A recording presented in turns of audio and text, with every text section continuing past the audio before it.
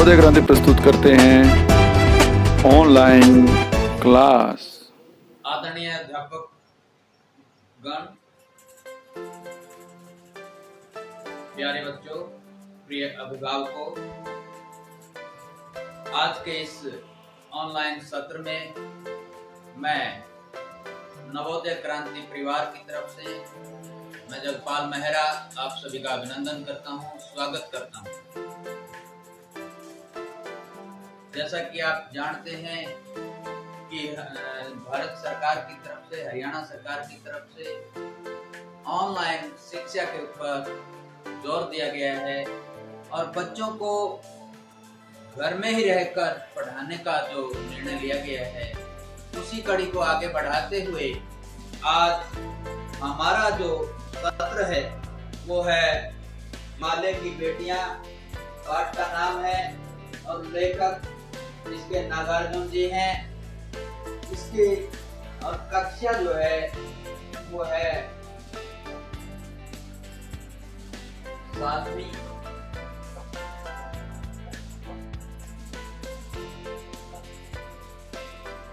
मेरे प्रियो, आज के इस सेशन को शुरू करने से पहले इस पाठ के जो लेखक हैं उनके ऊपर मैं थोड़ा सा प्रकाश जो है डालना चाहूंगा। जो नागार्जुन जी हैं, ये बहुमुखी प्रतिभा के धनी हिंदी साहित्यकार के बहुत बड़ी एक उपलब्धियों तक पहुंचाने वाले श्रेष्ठ कवि और लेखक, बहुत ही भारतवर्ष के हिंदी साहित्य में अपना बहुत बड़ा योगदान देने वाले लेखक हैं। इन्होंने पूरी बेबाकी के साथ अपनी रचनाओं का निर्माण किया है। इन्होंने सरकार की परवाह नहीं की। तत्कालीन समय में सरकार ने भी इनका काफी विरोध करते हुए इनको जेल में भी डाला, लेकिन इन चीजों का इसके ऊपर कोई असर नहीं हुआ। धरातल के ऊपर से इन्होंने रचनाएं उठा करके और हमारे हिंदी साहित्य में समाहित की। इन्होंने जो लिखा है वो बहुत ही आज रोज रुचि के साथ पढ़ा जाता है। इनका जन्म की जहां बात करें तो सन 1911 ईस्वी में उत्तर प्रदेश लिखी हैं, मैथिली भाषा और हिंदी भाषा। तो प्यारे बच्चों, आज के इस सेशन में हम देखेंगे कि और ये जो ईस्वी में हमारे बीच में से चले गए, जो कि कभी पूरी नहीं होगी और हम इन्हें अब इनकी रचनाओं के माध्यम से हमेशा ये हमारे सामने रहेंगे। तो आइए आज के इस सत्र में इनकी जो मुख्य रचना है हिमालय की बेटियां, इस पाठ को हम पढ़ेंगे, इस लेख को हम पढ़ेंगे और किस प्रकार से हिमालय जो है अपनी बेटियों का पालन पोषण करता है और वो एक दिन आता है कि वो बेटियां जवान हो जाती हैं और जाकर समुद्र में मिल जाती हैं। ये सारा वर्णन जो है आज इस पाठ में हम पढ़ेंगे। तो मैं चाहूंगा कि आप मेरे साथ इस पाठ को पढ़ें और जैसे ही हम पढ़ते हैं इस पाठ को, एक एक लाइन को आपने ध्यान से देखना है। और मैं इस पाठ की शुरुआत करने जा रहा हूं। अभी तक मैंने उन्हें दूर से देखा था, बड़ी गंभीर, शांत, अपने मन में खोई हुई लगती थी। संभ्रांत महिला की भांति वे प्रतीत होती थी। उनके प्रति मेरे दिल में आदर और श्रद्धा के भाव थे। माँ और दादी, मौसी और तरह उनकी धारा में डुबकियां लगाया करता।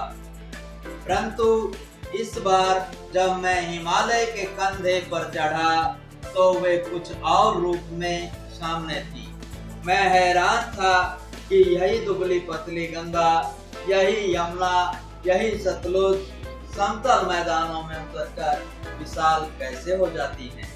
इनका उछलना और कूदना, खिलखिलाकर लगातार हंसते जाना, इनकी यह भावभंगी, इनका यह उल्लास कहाँ गायब हो जाता है मैदान में जाकर। किसी लड़की को जब मैं देखता हूँ, किसी कली पर जब मेरा ध्यान अटक जाता है, तब भी इतना कौतूहल और विस्मय नहीं होता जितना कि इन बेटियों की बाल लीला देखकर।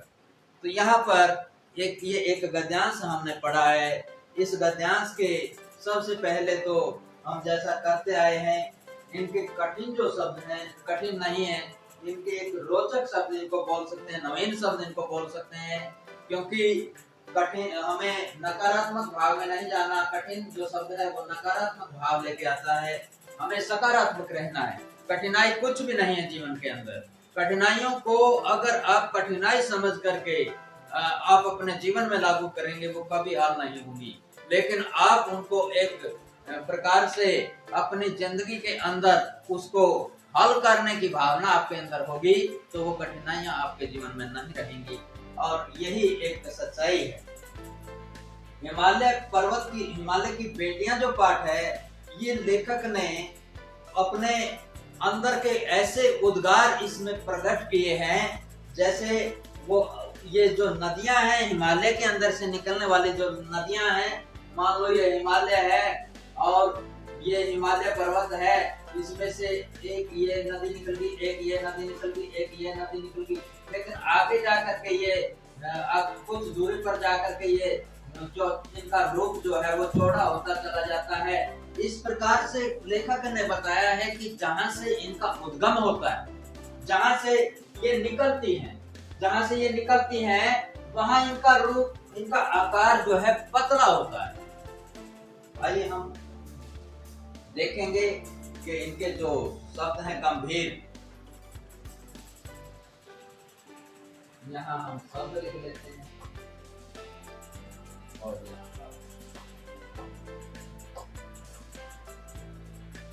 गंभीर,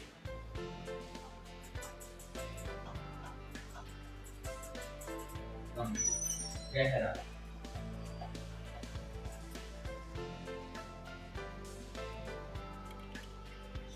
शांत,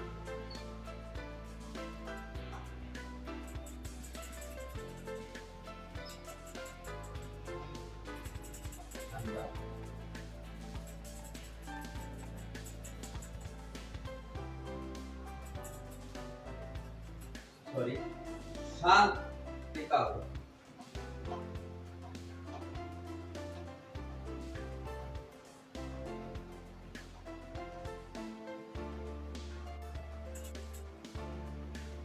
संभ्रांत,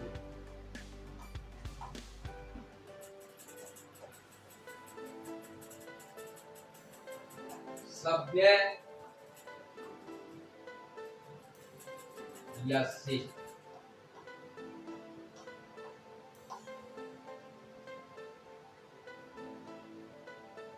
इसके बाद है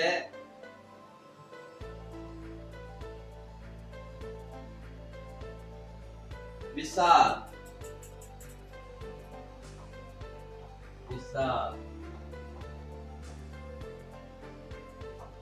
बड़ा,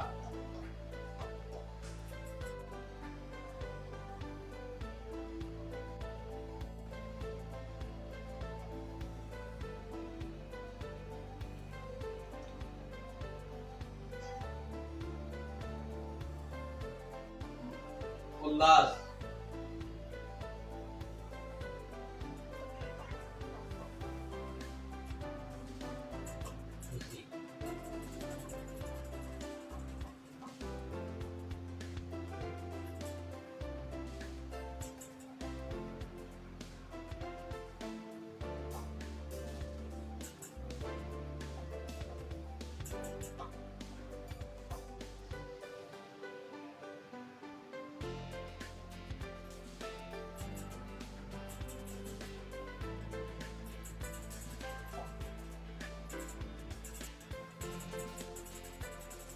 कौतूहल,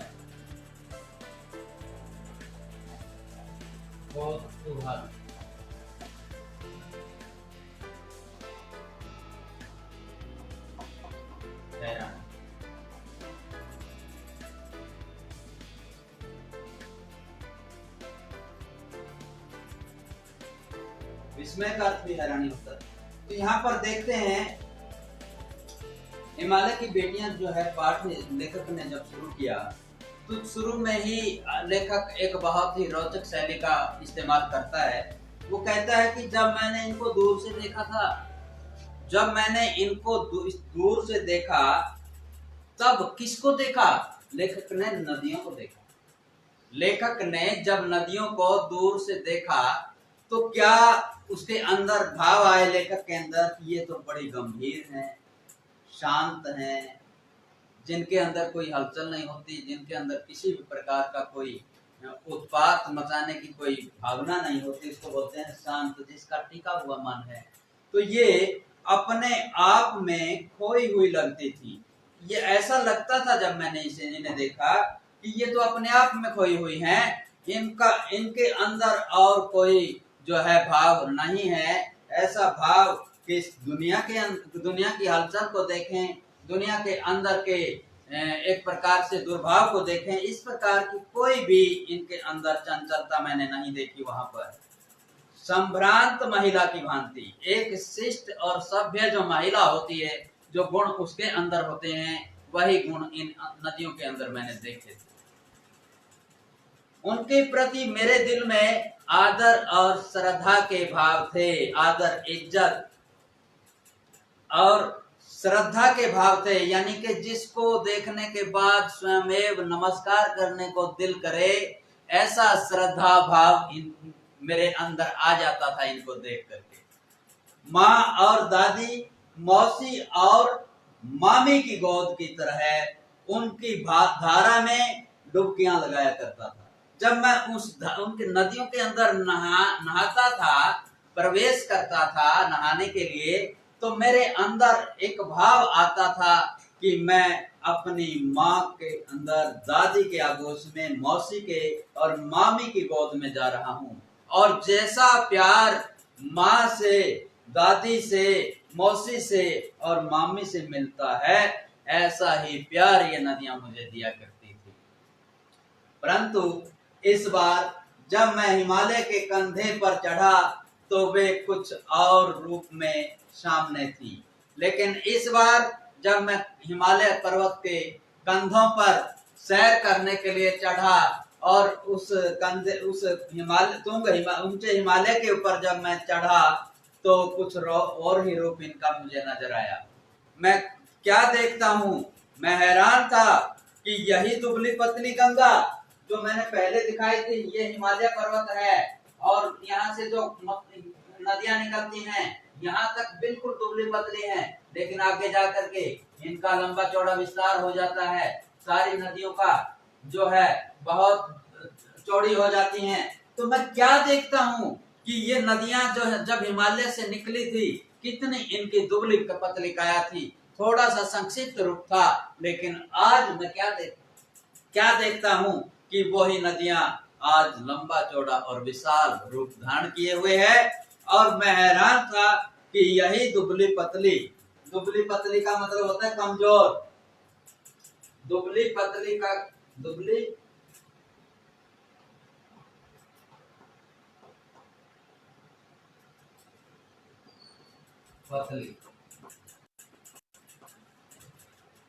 कमजोर, यही दुबली पतली काया की जो नदियां थी, जिनको मैं देखता था कि बहुत ही कमजोर करिश काय है, यही नदियां जो है आज बहुत ही विशाल रूप इन्होंने ले लिया है। चढ़ करके हिमालय पर चढ़कर जब मैंने देखा, कुछ और ही रूप मेरे सामने था। ये दुबली पतली गंगा कितनी लंबी चौड़ी हो गई है। यही यमुना, यही सतलुज समतल मैदानों में उतर करके समतल जो जगह है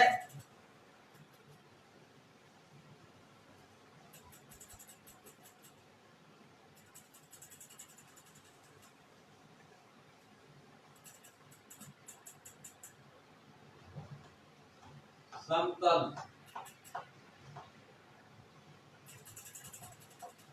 मैदानी भाग,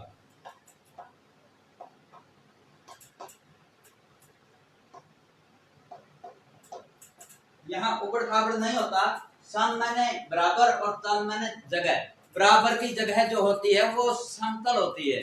जैसे ये फर्श जो है ये समतल है, लेकिन अगर हम इनको पहाड़ी पहाड़ी जगहों को देखें तो वो समतल नहीं है, वो पहाड़ी जगह है, ऊपर ऊपर नीचे होती रहती है। इसलिए ये जो जगह है ये समतल है। और हम देखते हैं कि यही गंगा, यही यमुना, यही सतलुज जब समतल मैदानों में थी, समतल मैदानों में उतर करके विशाल कैसे हो जाती है। जब ये ऊपर पहाड़ों में से आती है तो हिमालय में से निकलती है तो बिल्कुल पतली थी, लेकिन मैदानी भागों में आने के बाद इनका लंबा चौड़ा विस्तार कैसे हो गया, कैसे हो जाती है, मैं सोचने के लिए मजबूर हो गया। इनका उछलना और कूदना, इन खिलखिलाकर लगातार हंसते जाना, इनकी यह भाव भंगी, इनका यह उल्लास कहाँ गायब हो जाता है? मैदान में जाकर। जब ये पहाड़ों के ऊपर से आती हैं, गिरती हैं, पानी जब गिरता है पहाड़ों के अंदर से, और इन नदियों का जब पानी पहाड़ के ऊपर से प्रवाह में गिरता है, तो वो भाव भंगिमा अर्थात वो मनोदशा इनकी और इनका वो उल्लास किस तरह से खुशी में चहल कदमी मिटाती हुई वो गायब, ये सारा जो उल्लास है, ये सारी जो खुशियां हैं, इनकी मैदान में जाकर कहाँ गायब हो जाती है मालूम नहीं। किसी लड़की को जब मैं देखता हूँ, किसी कली पर जब मेरा ध्यान अटक जाता है, तब भी मुझे इतनी हैरानी नहीं होती जितनी मैंने इनकी बाल लीला का अर्थ होता है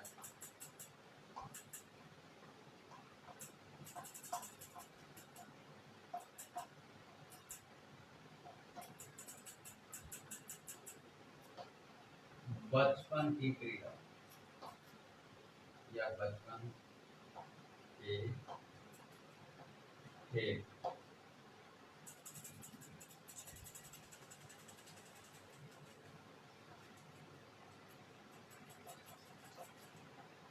बचपन में जो खेल खेलते हैं, बचपन में जो चंचलता करते हैं, बचपन में जो हमारी अटखेलियां होती हैं, उनको कहते हैं बाल लीला।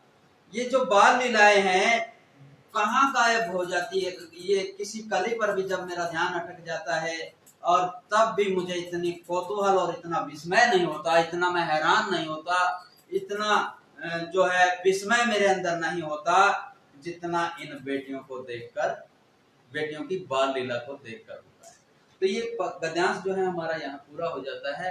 और इस गद्यांश में हम देखते हैं गंगा, यमुना, सरस्वती, सतलुज और हिमालय, इसका इनका कवि ने, लेखक ने क्या किया है, इनको एक मानव के रूप में देखा है। तो हम यहाँ पर इसको मानवीकरण अलंकार का प्रयोग जो है वो काव्य में होता है, लेकिन यहाँ मानव के रूप में जब हम ऐसे लिख सकते हैं कि लेखक ने निर्जीव हिमालय, गंगा, यमुना, सतलुज आदि इन नदी और पर्वतों को मानव के रूप में इनको चित्रित किया है, ये ऐसा हम लिख सकते हैं। और हम देख सकते हैं कि जैसे खिलखिलाकर है, ये खिलखिलाकर एक रीतिवाचक क्रिया विशेषण है। और अगर हम देखें यह सर्वनाम है, और हम अगर देखें तो गंभीर, खोई हुई, गंभीर, शांत, ये भी एक विशेषण के रूप में पर इसने, लेखक ने इनका प्रयोग किया है। यहाँ अगर इस गद्यांश के अंदर हम देखें कि दुबली पतली जो गंगा है, यहाँ पर दुबली पतली भी एक विशेषण है। तो ये हम देख सकते हैं क्या संज्ञा, गंगा, यमुना, सतलुज, ये सारी हिमालय, ये संज्ञा हैं। तो कौन सी संज्ञा है?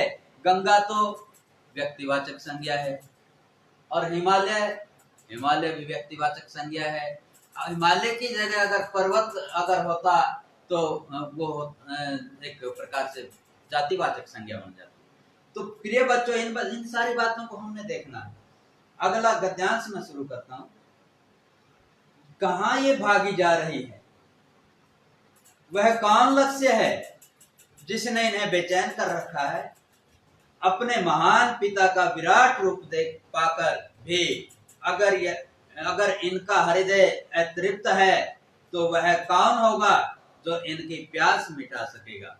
बर्फ जली नंगी पहाड़ियां, छोटे छोटे पौधों से भरी घाटियां, बंधुर अधित्यकाएं, सरसब्ज उपत्यकाएं, ऐसा है इनका लीला निकेतन। खेलते खेलते जब ये जरा दूर निकल जाती हैं तो ये देवदार, चीड़, सरो, चिनार, सफेदा, कैल के जंगलों में पहुंचकर शायद इन्हें बीती बातें याद करने का मौका मिल जाता होगा। कौन जाने बुढ़ा हिमालय अपनी इन नटखट बेटियों के लिए कितना सिर धुनता होगा। बड़ी बड़ी चोटियों से जाकर पूछिए तो उत्तर में विराट माउंट के सिवाय उनके पास और रखा ही क्या है। आइए हम इसके जो नवीन शब्द हैं, बेचैन। सबसे पहले लक्ष्य है। लक्ष्य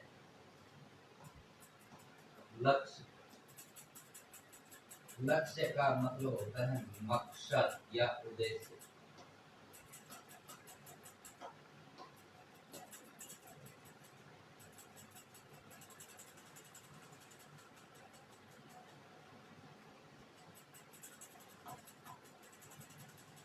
बेचैन,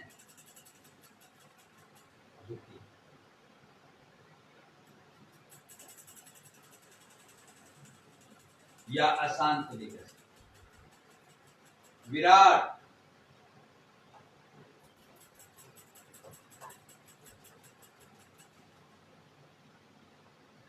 बड़ा या विशाल। अतृप्त,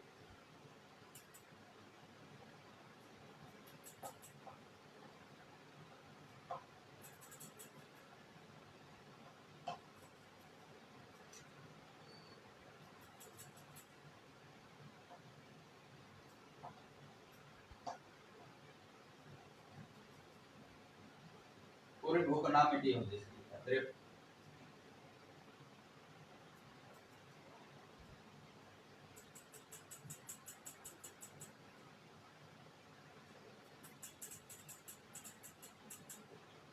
अधित्यकाएं,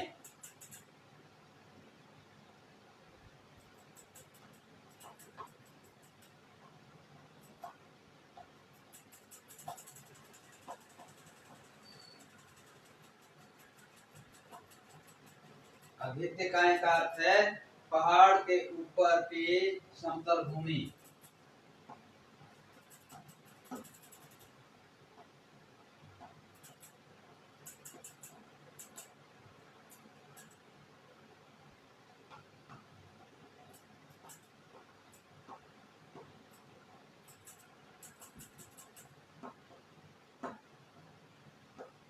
ये है इसके जो नवीन शब्द हैं, और इसके बाद और भी हैं।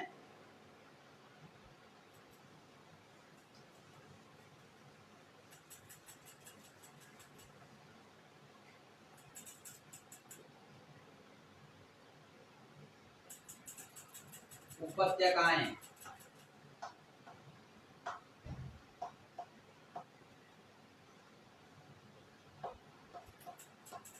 तराई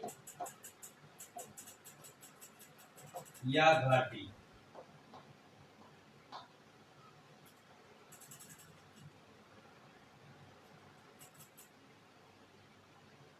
निकेतन,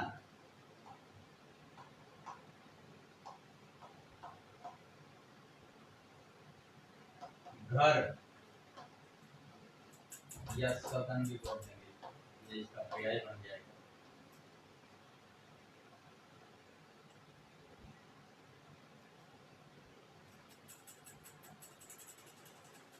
नटखट,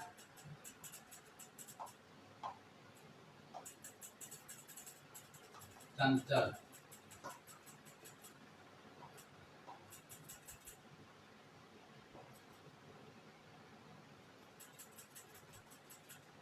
मौन,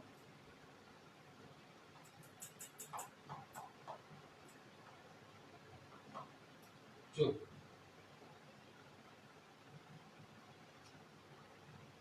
तो यहाँ पर हम देखते हैं कि ये कहाँ भागी जा रही है। लेखक कहता है कहाँ भागी जा रही है, ये वह कौन लक्ष्य है, इनका मकसद क्या है जिसने इन्हें बेचैन कर रखा है। इनका मकसद क्या है जो आज ये इतनी बेचैनी की हालत में दिखाई दे रही है, इतनी अशांत मुद्रा में दिखाई दे रही है। इनका कारण क्या हो सकता है? अपने महान पिता का विराट प्रेम पाकर, अर्थात हिमालय इनसे इतना प्यार करता है, उसका इतना प्यार पाकर भी अगर इनका हृदय, इनका दिल अतृप्त है, अब भी शांत नहीं हुआ है, भूखा ही है, तो वह कौन होगा जो इनकी प्यास को मिटा पाएगा। आज हम देखते हैं कि वो हिमालय जिसने इनको अपनी गोद में पाला पोसा है, उसके प्यार से भी ये तृप्त नहीं हुई है, तो फिर कौन होगा जो इनकी प्यास मिटा पाएगा।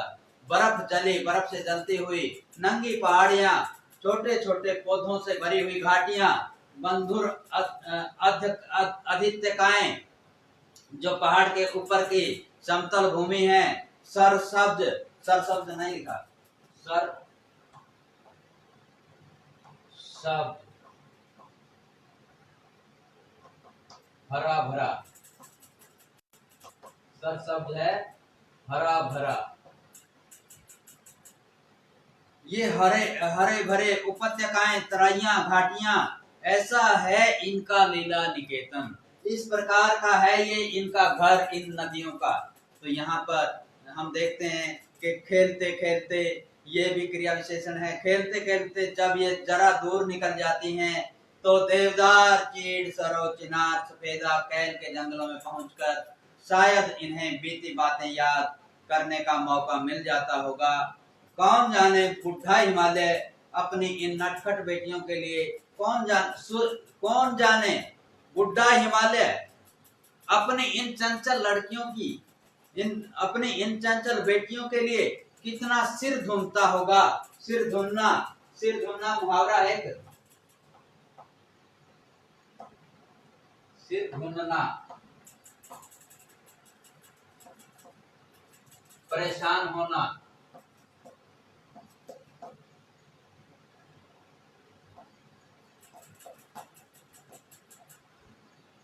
सिर धुनना, सिर पीटना। जब हम परेशान होते हैं तो ये मुहावरे का प्रयोग करते हैं कि मैं सिर धुन रहा हूँ। और इस प्रकार से बुढ़ा हिमालय जो बहुत बूढ़ा हो चुका है, उम्र उसकी अवस्था जो है बहुत हो चुकी है, ऐसा हिमालय अपनी नटखट और चंचल बेटियों के लिए, उनको एक प्रकार से अच्छी शिक्षा देने के लिए कितना सिर धुनता होगा। बड़ी बड़ी चोटियों से जाकर पूछिए तो उत्तर में वो चोटियां उत्तर देंगी आपको। वो क्या कहेंगी कि विराट मौन के सिवाय उनके पास और रखा ही क्या है।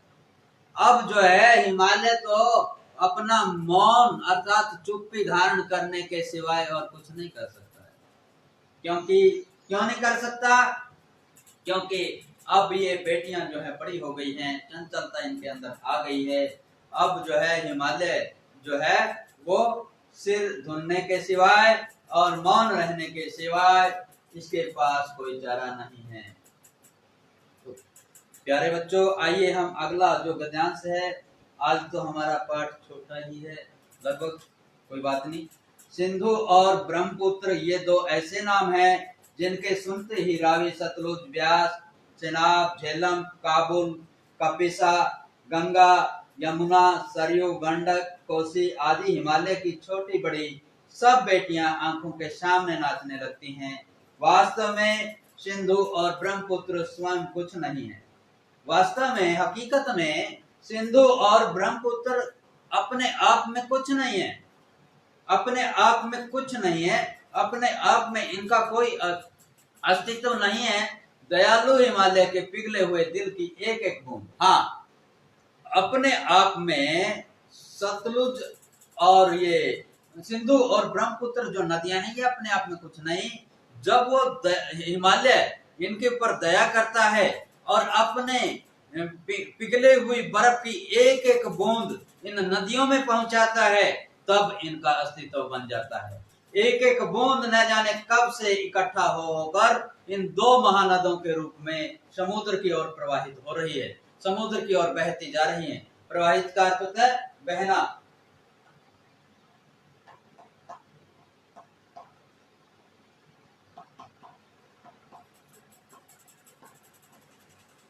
प्रवाहित होती जा रही है। तो कितना सौभाग्यशाली है, अच्छी किस्मत वाला, सौभाग्यशाली अच्छी किस्मत वाला।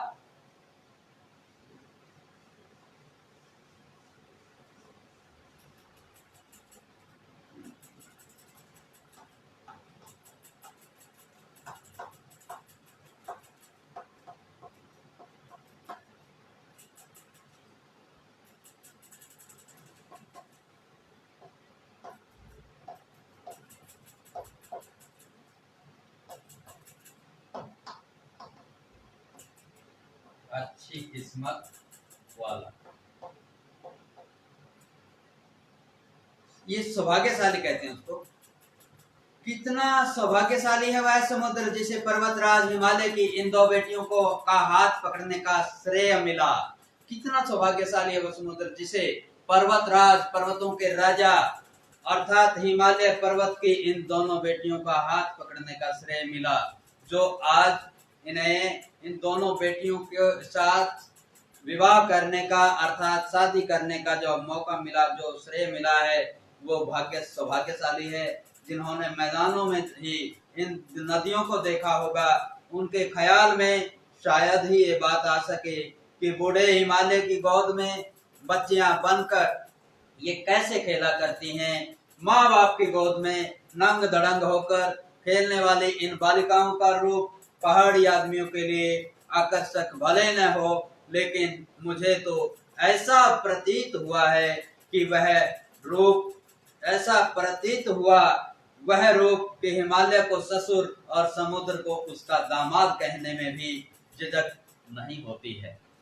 तो यहाँ पर लेखक ने एक बहुत ही भावपूर्ण जो है प्रसंग हमारे सामने प्रस्तुत किया है कि जिन्होंने मैदानों में नदियों को देखा होगा, उनके ख्याल में शायद ही ये बात आ सके कि जो बूढ़े हिमालय की गोद में ये बच्चियां नंग धड़ंग होकर के, यानी कि उस समय उनकी जो है उनके पिता के अंदर, उनके पिता के को वो बहुत ही एक प्रकार से उनके पिता की छत्र छाया में अपने आप को समझते हुए खेला करती थी, और माँ बाप की गोद में नंग धड़ंग होकर वो खेलने वाली इन बच्चियों के, बालिकाओं का अर्थ बच्चियों के रूप इन पहाड़ी आदमियों की दृष्टि में चाहे कुछ ना हो, लेकिन मुझे, लेखक कहता है, मुझे तो ऐसा प्रतीत होता है, ऐसा लुभावना, लुभावना का मतलब है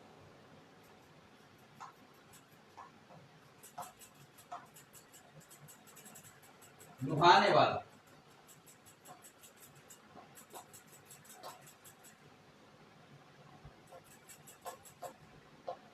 लुभाने वाला।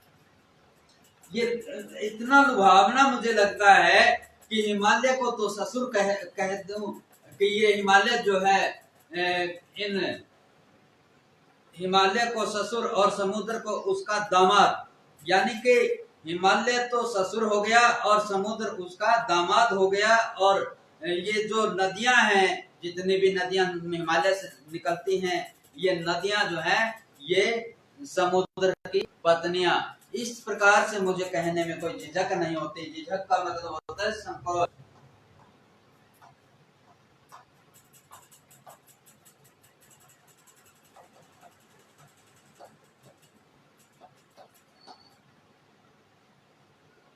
संकोच। तो आइए हम अगला गद्यांश जो है वो पढ़ेंगे, और समय जो है गति में जा रहा है बहुत जल्दी। कालिदास के बिरही यक्ष ने अपने मेघदूत से कहा था, वेत्रवती बेतवा नदी का प्रेम का प्रतिदान देते जाना, तुम्हारी वह प्रेयसी तुम्हें पाकर अवश्य ही प्रसन्न होगी। यह बात इन चंचल नदियों को देखकर मुझे याद आ गई, और सोचा कि शायद उस महाकवि को भी नदियों का सचेतन रूप पसंद था। सचेतन, सचेतन का मतलब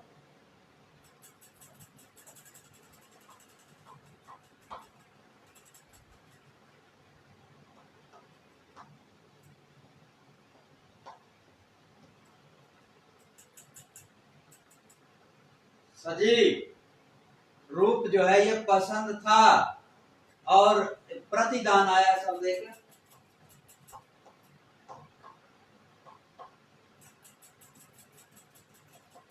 बदले में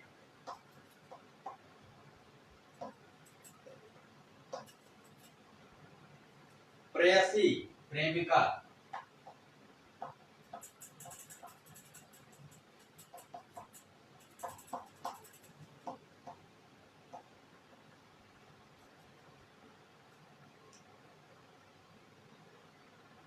तो यहाँ पर हम देखते हैं दरअसल जो भी कोई नदियों की को पहाड़ी घाटियों और समतल आंगनों के मैदानों में जुदा जुदा शक्लों में देखेगा वह इसी नतीजे पर पहुंचेगा। जो जुदा जुदा अलग अलग जो नजरिया है उससे अगर देखेंगे तो उन्हें वही रूप नजर आएगा कि ये नदियां जो हैं चंचल हैं। काका कालेलकर ने नदियों को लोक माता कहा है। काका कालेलकर जो है वो एक प्रसिद्ध साहित्यकार हुए हैं। उन्होंने भी नदियों को एक लोक माता कहा है। लोक माता का मतलब होता है पूरी दुनिया की माता। किंतु माता बनने से पहले यदि हम इन बेटियों के रूप में देख लें, यदि इन्हें हम बेटियों के रूप में देखें, यानी कि माँ का जो रूप है उससे पहले अगर हम इनको नदियों के एक बेटियों के रूप में देख लें तो क्या हर्ज है? कोई हर्ज का मतलब है नुकसान।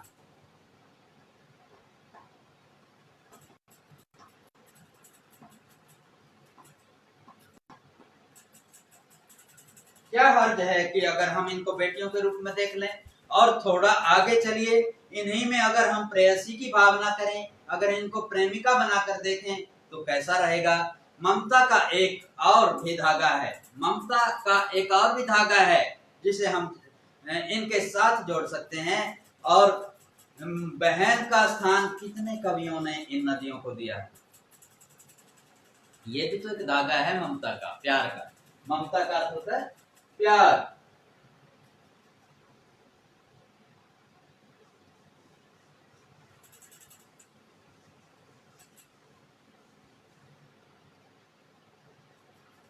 ममता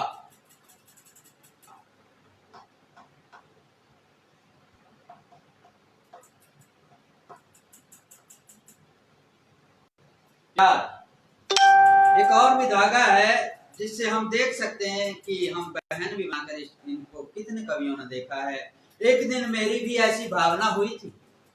लेखक लिखता है कि एक दिन मेरी भी ऐसी भावना हुई थी।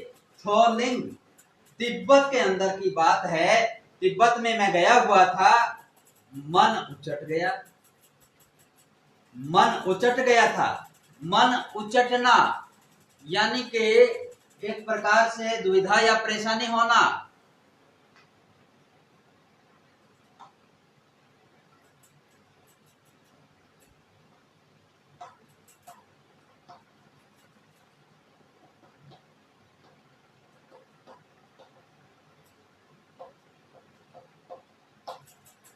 ये मुहावरा है मन उचटना, उदास होना। तो यहाँ पर मेरा मन उचट गया, तबीयत ढीली थी, सतलुज के किनारे जाकर बैठ गया। दोपहर का समय था, पैर लटका दिए पानी में। थोड़ी ही देर में उस प्रगतिशील का मतलब जो तरक्की में है, जल ने असर डाला। जो बह रहा है जल आगे बढ़ रहा है। जब हम आगे बढ़ते हैं और आगे बढ़ने का प्रयास करते हैं तो हम प्रगतिशील होते हैं। और जब जैसे ही मैंने पानी में पैर लटकाए, थोड़ी ही देर में उस प्रगतिशील जल ने असर डाला, मेरे ऊपर प्रभाव डाला। तन और मन ताजा हो गया। जब भी हम नदियों के किनारे जाते हैं, जब भी उस शांत स्वर में बहने वाली और वो उसकी शीतलता को देखते हैं, नदी की उसके प्रवाह को देखते हैं, स्वयं हमारा मन जो है वो चित्त एकाग्र हो जाता है और उसे देख करके प्रसन्न हो जाता है। चाहे मन में कितनी चंचलता हो, मन में कितना विषाद हो, दुख हो और परेशानी हो, वो सारी परेशानियां मिट जाती हैं। एक ऐसा भगवान ने इनको वरदान दिया है कि वहां पर जाते ही मन जो है एक प्रकार से एकाग्र हो जाता है और मन को खुशी मिलती है, तरोताजा हो जाता है। और लेखक तो यहाँ तक लिखता है कि तन और मन दोनों ताजा हो गए और मैं गुनगुनाने लग गया। क्या गुनगुनाने लग गया लेखक? लेखक के अंदर कवि हृदय जाग उठा और वो क्या कहने लगा? जय हो सतलुज बहन हमारी, लीला अचरज बहन तुम्हारी। जय हो सतलज बहन तुम्हारी, लीला अचरज बहन तुम्हारी। हुआ मुदित मन हटा कुमारी, जाऊं मैं तुम पर बलिहारी। जय हो सतलज बहन तुम्हारी, लीला अचरज बहन तुम्हारी। तुम बेटी बाप हिमालय, चिंतित पर चुपचाप हिमालय। तुम बेटी बाप हिमालय, चिंतित पर चुपचाप हिमालय। प्रकृति नदी ते चित्रित पट पर, अनुपम अद्भुत छाप हिमालय। प्रकृति नटी के चित्रित पट पर, अनुपम अद्भुत छाप हिमालय। जय हो सतलज बहन तुम्हारी, लीला अचरज बहन तुम्हारी। जय हो सतलज बहन तुम्हारी, लीला अचरज बहन तुम्हारी। तो हम देखते हैं इस तरह से लेखक के हृदय में कवि मन जाग उठा और वो इस तरह से गुनगुनाने लग गया कि हे सतलुज, यहाँ पर बहन बना ली है इसने, लेखक ने। वो कहता है मेरी बहन सतलुज तेरी जय हो, और तेरी लीला अचरज है, अजीब है। हुआ मुदित मन, मेरा मन प्रसन्न हो गया है।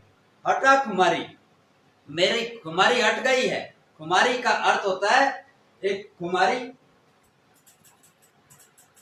मेरे अंदर का जो उन्माद था, मेरे अंदर का जो नशा था वो खत्म हो गया है।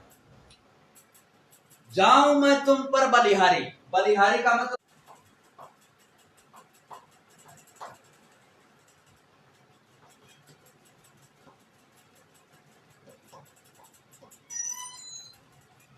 मैं तुम पर कुर्बान हो जाऊं, और तुम बेटी वह यह बाप हिमालय।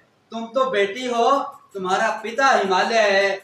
चिंतित पर चुपचाप हिमालय, वो चिंतित मुद्रा में है लेकिन चुपचाप बैठा है।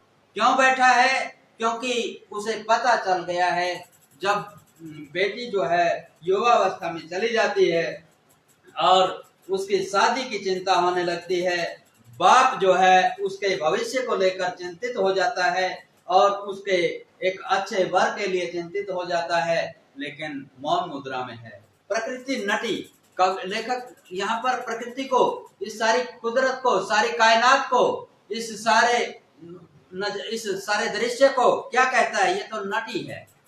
नट का एक स्त्रीलिंग है नटी, जो एक प्रकार का अभिनय करके कमा कर खाती है, जो रस्सियों के ऊपर चल सकती है। इस प्रकार से प्रकृति को नटी का रूप दिया है। यहाँ पर रूपक अलंकार है, लेकिन कवि कहता है कि चित्रित तट पर और चित्रित पट पर, यानी कि प्रकृति का चित्रण किया है। यहाँ पर अनुपम, सुंदर, अद्भुत, अजीब छाप हिमालय। और इस प्रकार हम देखते हैं कि हिमालय के ऊपर अनुपम, सुंदर और अजीब की छाप लगी हुई है। और हिमालय जो है बहुत सुंदर है और इसकी जो विचार है पावन विचार है, और इसके अंदर से निकलने वाली सारी नदियों को इसने बेटी बना लिया है। और किस प्रकार से हम देखते हैं इस लेख के अंदर कि कितना ममता का रूप नजर आता है, कितना एक प्रकार से इनके बीच में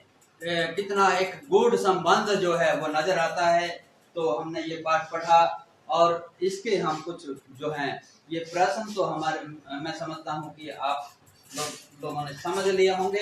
हमने पाठ पढ़ लिया है, जैसे नदियों को माँ मानने की परंपरा हमारे यहाँ काफी पुरानी है, लेकिन लेखक नागार्जुन उन्हें और किन किन रूपों में देखना चाहते हैं, ये हमने देखा है कि नदियों को माँ मानने की परंपरा तो है ही, लेकिन प्रेयसी भी माना है और बहन भी माना है। लेखक ने और भी बहुत सारे रूपों में इन नदियों को देखा है।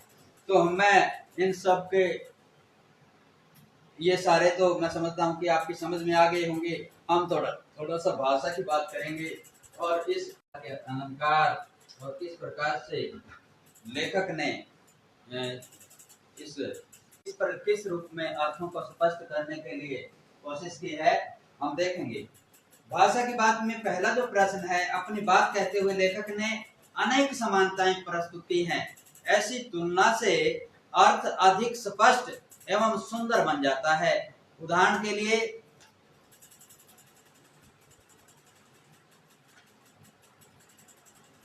संभ्रांत महिला की भांति वे प्रतीत होती थी। माँ और दादी, मौसी और मामी की गोद की तरह उनकी धारा में डुबकियां लगाया करता। अन्य पाठों में से 5 तुलनात्मक प्रयोग निकालकर कक्षा में सुनाइए और उन सुंदर शब्दों को कॉपी में भी लिखिए। दूसरे पाठों में से हम ले सकते हैं संभ्रांत महिला, जैसे अगर हम पिछला पाठ देखें तो उसमें हम देखेंगे शुभ चिंतक मित्र। इस प्रकार से शुभ चिंतक मित्र, इनको लेकर के हमने वाक्य में प्रयोग करना है। हम इनमें 5 जो वाक्य हैं ऐसे बना सकते हैं। मैं सीधा इसमें से तीसरे प्रश्न पर जाऊंगा कि कुछ पिछली कक्षा में आप विशेषण और उसके भेदों से परिचय प्राप्त कर चुके हैं। नीचे दिए गए विशेषण और विशेष्य का मिलान करना है। विशेषण और विशेष्य का मिलान, ये विशेषण हो गया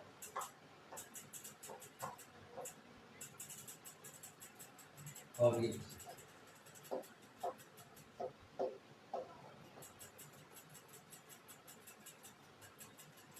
पहले तो मैंने जैसा पहले पिछले सत्र में भी बताया था कि विशेषण उन विकारी शब्दों को कहते हैं जो संज्ञा या सर्वनाम की विशेषता प्रकट करते हैं। विशेष्य वो शब्द हैं जिनकी विशेषता प्रकट की जाती है। तो ये है विशेषण और विशेष्य। संभ्रांत,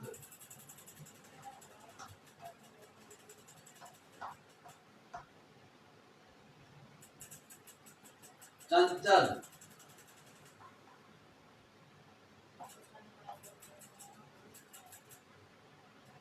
समतल,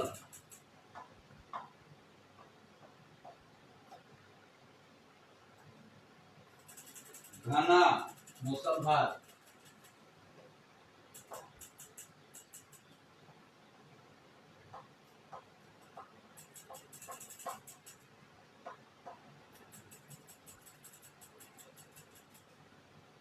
ये तो है विशेषण। लेकिन आगे विशेष्य है वर्षा,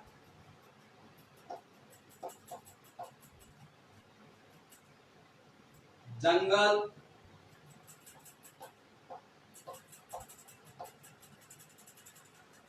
महिला,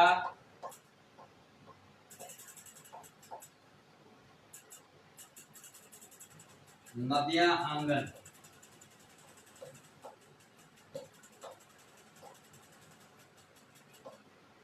आंगन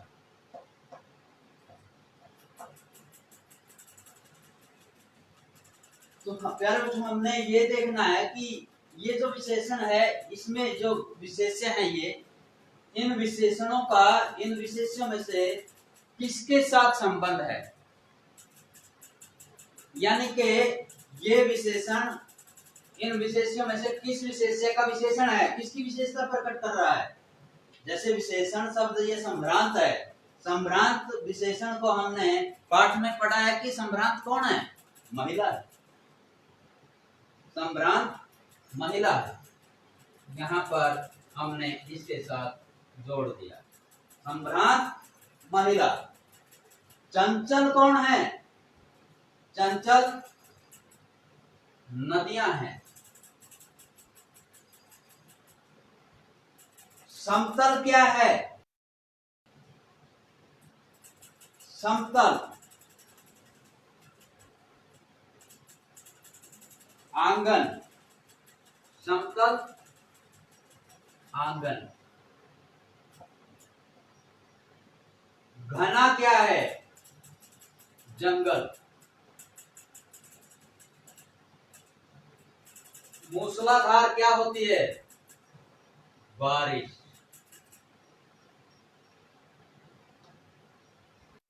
तो हमने देखा है कि ये जो विशेषण है, इस विशेष्य का विशेषण है ये। संभ्रांत जो है महिला विशेष्य का विशेषण है संभ्रांत। चंचल जो है वो नदियां शब्द का विशेषण है, नदियां विशेष्य है और चंचल विशेषण है। समतल, समतल जो है वो आंगन विशेष्य है और समतल इसका विशेषण है।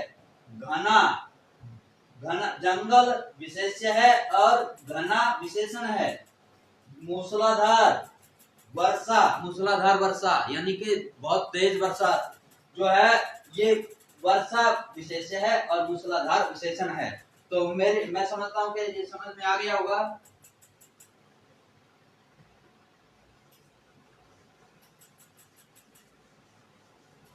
इसके बाद अगला जो प्रश्न है, द्वंद्व समास के दोनों पद प्रधान होते हैं, यानी कि द्वंद्व जो समास है इसकी परिभाषा क्या है? इस समास के दोनों पद प्रधान होते हैं और जब हम इनका विशेषण, इनका जो विग्रह करते हैं तो बीच में और शब्द का प्रयोग होता है। इस समास में और शब्द का लोप हो जाता है, जैसे राजा रानी द्वंद्व समास। जब ये हो गया राजा रानी एक सामासिक पद है, जब हम इसका विग्रह करेंगे तो राजा और रानी बन जाएगा। इसमें पाठ में कई स्थानों पर द्वंद्व समासों का प्रयोग किया गया है। इन्हें खोजकर वर्णमाला क्रम या शब्दकोश शैली में लिखना है। प्रश्न नंबर 5 है, नदी को उल्टा लिखने से दीन होता है, जिसका अर्थ होता है गरीब। अब आप भी 5 ऐसे शब्द लिखिए जिसे उल्टा लिखने पर सार्थक शब्द बन जाता है। शब्द के अंत आगे संज्ञा का नाम भी लिखिए, जैसे नदी, दीन, भाववाचक संज्ञा। तो इस प्रकार हम 5 प्रश्न जो हैं वो लिख सकते हैं। 5 शब्द, सॉरी प्रश्न नहीं, 5 शब्द कौन कौन से होंगे वो आइए हम देखते हैं। एक तो यह हो गया, इसका जब हम इसे हम जब उल्टा लिखेंगे हायर,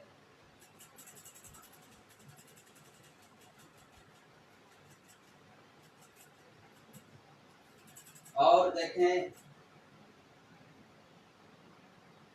कली,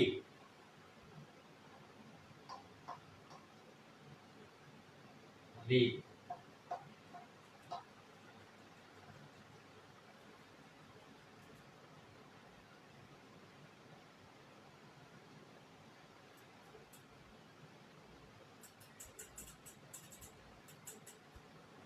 जाने,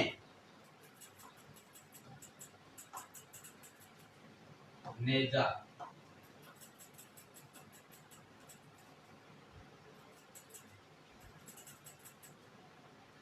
यक्ष,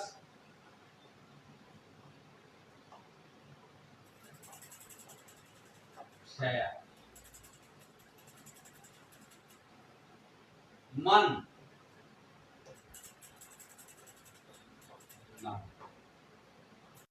जैसे कि प्रश्न में बोला गया था कि भाई ऐसे 5 शब्द लिखने हैं जिनको हम उल्टा लिखें तो भी उसका अर्थ जो है सार्थक होना चाहिए, सार्थक अर्थ निकलना चाहिए। जैसे यह का हमने हाय कर दिया, हाय मैंने घोड़ा होता है। कली लीक कर दिया, लीक का मतलब है एक चलने की जगह, एक लीक पर वे चले जो मतलब जिनके चरण दुबले और हारे हैं, यानी कि चलने का एक रास्ता, बनी बनाई परंपरा के ऊपर चलने का रास्ता।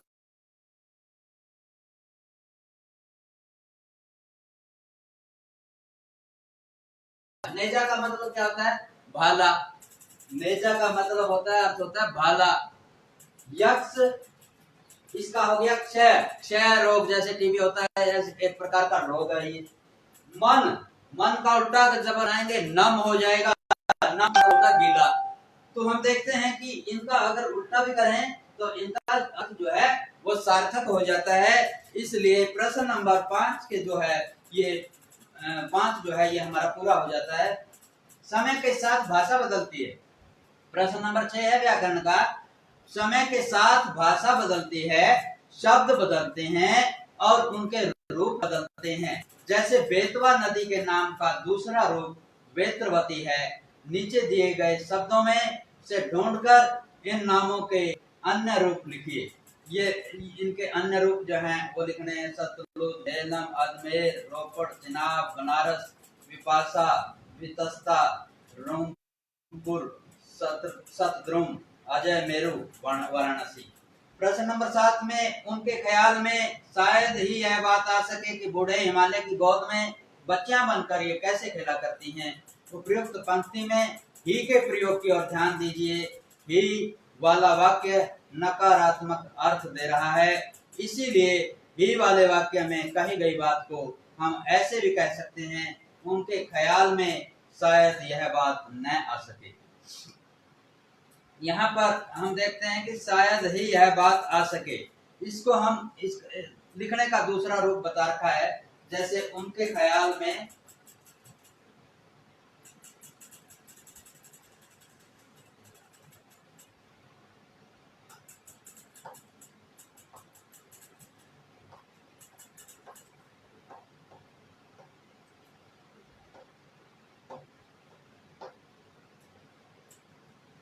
शायद ही यह बात आ सके।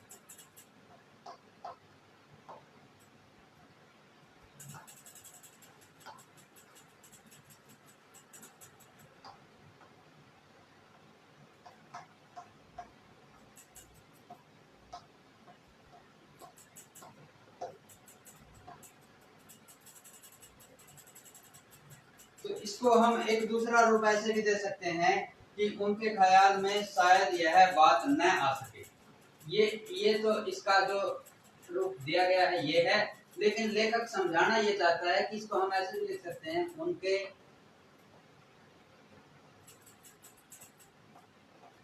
ख्याल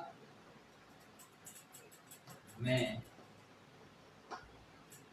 उनके ख्याल में शायद यह, इसका ये पूरा कह देता है, लेकिन जो शुद्ध होगा वो ख्याल होगा। ख्याल लिखा हुआ है यहाँ पर, जो है शायद यह बात ना सके, शायद यह बात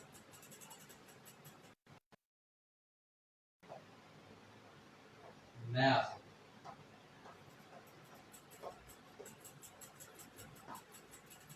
तो ये एक वाक्य रूप बताया है कि भाई जो है इसको, ये जो लिखा है इसमें नहीं शब्द नहीं है, लेकिन फिर भी एक नकारात्मक भाव ये पेश करता है।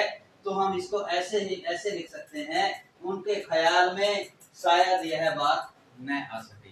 तो ये जो शब्द इसमें नहीं शब्द ना होते हुए भी, नहीं शब्द नहीं है इसके अंदर, लेकिन फिर भी नकारात्मक भाव पैदा कर रहा है ये।